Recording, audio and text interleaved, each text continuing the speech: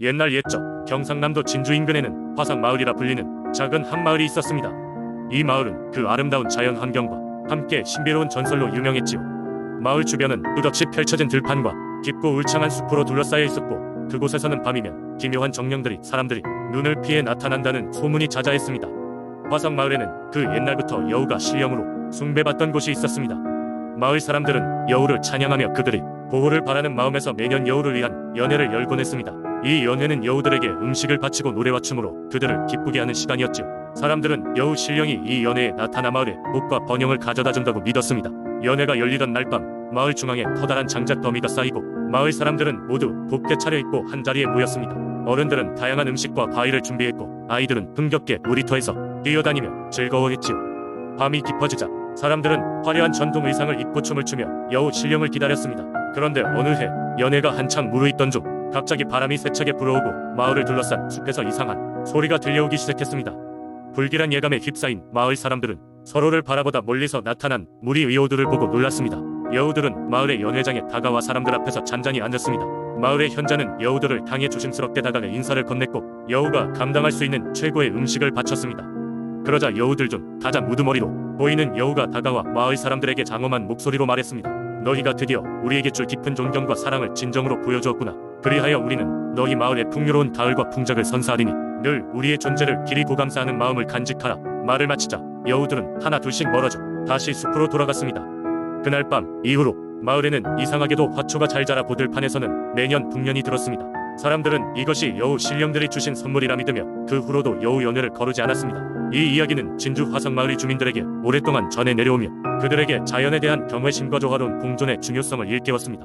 여우의 연회는 단지 신화나 전설로 남지 않고 그 마을 사람들의 삶 속에서 자연을 존중하는 문화로 살아 숨쉬고 있습니다.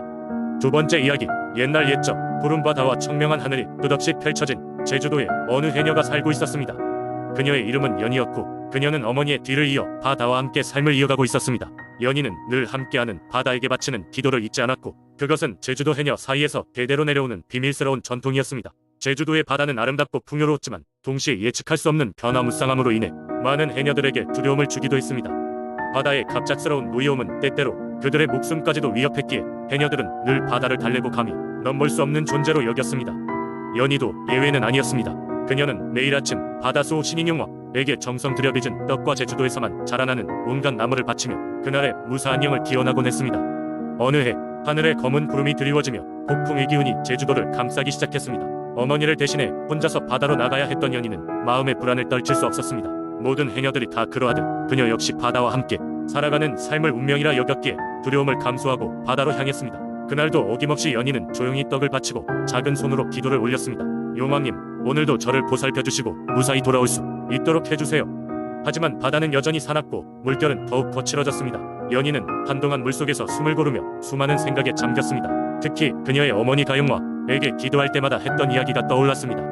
그녀의 어머니는 늘 용왕은 바다의 진정한 주인이며 그의 마음이 진정되면 그 어떤 폭풍도 잠잠해진다고 했습니다. 심해로 잠수하던 연희는 갑작스러운 강한 물살에 휘말리게 되었습니다. 그 순간 그녀는 비로소 용왕에 대한 어머니의 말씀을 깊이 깨달았습니다.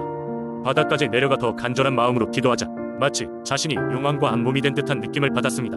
심해 속에서 흐느끼는 듯한 용왕의 기운을 느낀 연희는 자신도 모르게 속삭였습니다. 용왕님, 당신의 고요한 안식을 방해하지 않았기를 바랍니다. 그 순간 물살은 신비하게도 차분히 잦아들었고 연희는 안전하게 수면 위로 올라올 수 있었습니다. 기나긴 폭풍이 지나고 여전히 생생한 바다의 풍경을 바라보던 연희는 깨달았습니다. 용왕의 존재는 단순히 손을 맞대고 기도를 올리는 대상이 아니라 바다 자체와 동일하다는 것을, 그리고 무엇보다도 우리와 함께, 그리고 우리 안에 존재한다는 것을. 그날 이후로 연희는 바다에 나설 때마다 용왕과 자신이 연결되어 있다는 믿음 아래 더 이상 두려움을 느끼지 않게 되었습니다. 용왕의 전설은 지금까지도 제주도 해녀들 사이에서 이어져 내려오는 이야기입니다. 그들은 자신의 삶의 터전인 바다를 지키는 것이 부정과 을 기리는 최선의 방법이라는 것을 알고 있습니다. 그리하여 제주도의 해녀들은 바다와 공생하는 진정한 의미를 이해하며 그들의 삶 속에서 용왕과 함께하고 있습니다. 세 번째 이야기 울전 거제도 해안가에는 열정적인 해녀들이 가족을 위해 바다 깊은 곳까지 뛰어드는 전통이 있었다. 이들 중에서도 특히 영리하고 용감하기로 유명한 서영이라는 해녀가 있었다. 그녀는 어렸을 적부터 어머니로부터 해녀의 기술을 배워 이미 젊은 나이에 마을 사람들 사이에서 인정받는 뛰어난 해녀가 되었고, 언제나 가족과 마을을 위해 부지런히 일했다. 그러던 어느 날 서영은 바다에서 놀라운 경험을 하게 된다. 해질 무렵 그녀는 평소와 다름없이 바다로 나가 조개를 채취하고 있었는데 갑자기 사방이 조용해지면서 수면으로부터 신비로운 빛이 비춰왔다. 서영은 처음에는 무서움에 도망치고 싶었지만 신기한 이끌림에 과감하게 빛을 따라가 보기로 했다. 서영이 바다 깊은 곳으로 헤엄쳐 들어가자 그녀는 마침내 빛의 근원을 발견했다. 그것은 다름 아닌 바다의 신령이었다. 그 신령은 고대 바다 영혼으로 전해져 오는 존재로 거제도의 해녀들에게 가끔 모습을 드러내곤 했지만 이렇게 가까이서 보는 것은 매우 드문 일이었다. 바다의 신령은 서영에게 다가와 말을 걸었다. 그는 그녀의 용기와 성실함을 칭찬하며 그녀에게 바다의 보물을 발견할 수 있는 특별한 능력을 줄 것이라고 말했다. 하지만 그 능력은 오직 서영이 다른 사람들과 그 보물을 나누고 바다와의 조화로운 관계를 유지할 때만 진정한 가치를 발휘할 것임을 경고했다.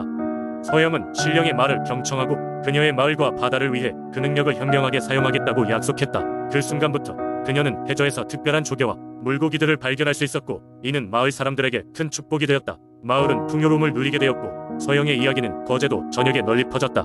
그날 이후 서영과 그녀의 후손들은 바다와의 약속을 잊지 않고 존중과 헌신으로 살아갔다. 마을 사람들은 항상 감사하는 마음으로 바다를 대했으며 이러한 전통은 오늘날까지도 이어져 내려오고 있다. 서영과 바다의 신령에 대한 이야기는 거제도의 민속신앙을 상징하는 아름다운 전설로 남아있으며 이는 바다와 자연을 경외하는 정신을 우리에게 일깨워준다. 네 번째 이야기. 옛날 옛적 속초의 작은 어촌 마을에서는 전설적인 해녀가 살고 있었습니다. 그녀의 이름은 수월이었고 마을 사람들은 그녀를 바다의 딸이라고 부를 정도로 바닷속에서의 실력이 출중했습니다. 수월은 어릴 적부터 물속에서 자유롭게 헤엄칠 수 있었고 그녀의 능력은 마을을 넘어 주변 마을까지 소문이 자자했습니다. 가뭄이 심했던 어느 해였습니다.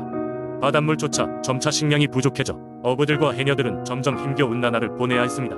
마을 사람들은 고깃잡이와 해산물 채취가 어려워지면서 생계를 이어가는 대어려움을 겪었습니다. 그러던 와중 어느 날 수월은 바닷가에서 환영처럼 나타난 할머니를 만나게 되었습니다. 그 할머니는 단순한 사람이 아니었습니다. 바다의 신이라 불리는 용왕의 메신저로 위장한 존재였죠. 할머니는 수월에게 아무에게도 발설하지 말아야 할 비밀의 장소로 이끌었습니다. 바로 깊은 바닷속 황금의 동굴이었습니다. 동굴은 물고기와 해산물이 무수히 채워져 있었고 용왕께서 마을의 어려움을 덜어주기 위해 수월을 선택하셨던 것입니다. 할머니는 수월에게 이곳의 비밀을 마을 사람들에게 지키면서 필요할 때마다 조금씩 해산물을 가져가도록 도와주겠다는 약속을 받았습니다. 수월은 마을로 돌아가 그날 밤 꿈을 꾸었습니다. 꿈속에서 용왕이 나타나 그녀에게 직접 감사를 표하셨고 마을 사람들이 더욱 번영하기를 바란다고 말씀하셨습니다. 그렇게 수월은 오랜 기간 동안 황금의 동굴 비밀을 지키며 마을 사람들을 도왔습니다. 누구도 그 신비로운 해산물의 출처를 몰랐고 그녀는 마을의 영웅이 되었습니다. 시간이 흐른 후 수월은 은퇴하고 자신의 후계자인 젊은 해녀에게 그 비밀을 전수했습니다. 그 이후로 속초 마을은 언제나 바다와 공존하며 번영했다고 전해집니다. 이 이야기는 속초의 전통 속에서 구전되어 내려오며 마을 사람들은 바다에 대한 수월의 존경심과 희생정신을 본받아 언제나 바다를 소중히 여기며 살아왔습니다. 수월의 전설은 단순한 이야기에서 그치지 않고 속초 마을 사람들이 바다와 어떻게 관계를 맺어왔는지에 대한 중요한 교훈으로 남아있습니다. 다섯 번째 이야기. 옛날 옛적 무주의 깊은 산속에는 산을 지키는 산신령이 살고 있었다. 산신령은 무주의 모든 생명체를 돌보며 산을 평화롭게 유지하고자 노력했다. 그의 집은 높은 산 꼭대기였고 사람들은 산신령을 만나기 위해서는 많은 고난과 시련을 견뎌야 했다. 전설적인 이야기 중 하나는 무주 지역에 가뭄이 심하게 왔을 때 시작된다. 강물은 마르고 농작물은 자라지 않아 사람들은 먹을 것이 없었다. 마을 사람들은 산신령에게 도움을 요청하기로 결정했다. 그들은 용감한 청년 하나를 뽑아 산신령에게로 보내기로 했다.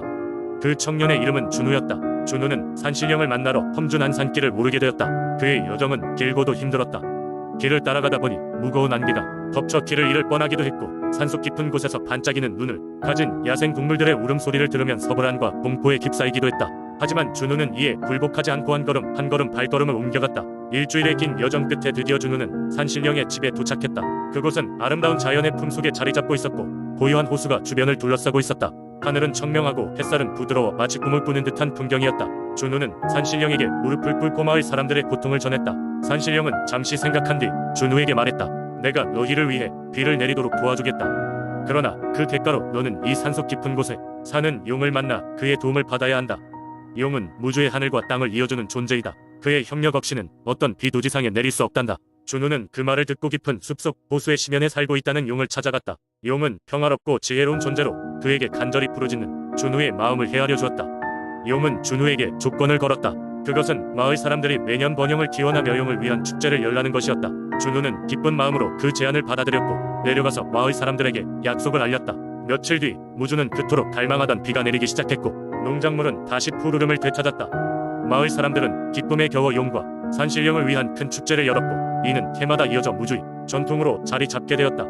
이후로도 무주는 산신령과 용의 가호 속에 번영하며 평화를 유지했다. 준우는 훗날 마을의 영웅으로 추앙받았고 마을 사람들에겐 산신령과 용에 대한 감사의 마음이 언제나 가슴 깊이 남아 그들 이야기를 후손들에게 전해주었다. 시간이 흘러도 그 믿음은 사라지지 않고 전통으로 남아 무주의 국권이 자리 잡고 있다.